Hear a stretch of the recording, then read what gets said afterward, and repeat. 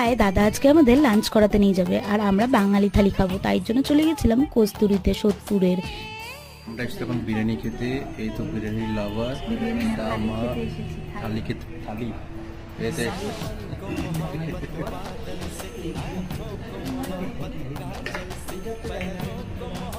ভেতরের অ্যাম্বিয়েন্সটা দারুণ ছিল, শান্ত নিরিবিলি। আমরা অর্ডার দিয়েছিলাম ভাত, শুক্তো, সোনামুগ ডাল, তার সাথে ঝুড়ো আলু ভাজা।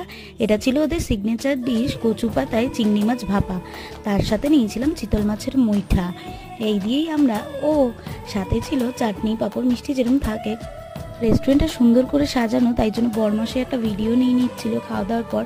তারপরে এখানে চলে এসেছিলো শিকাঞ্জি আর আমপান্না, সেটাই খেয়ে নিচ্ছিলাম আমরা। তারপরে মার একটা ফটো আর আমাদের কিছু ফটো তুলে নিয়ে চলে আসলাম বাড়িতে।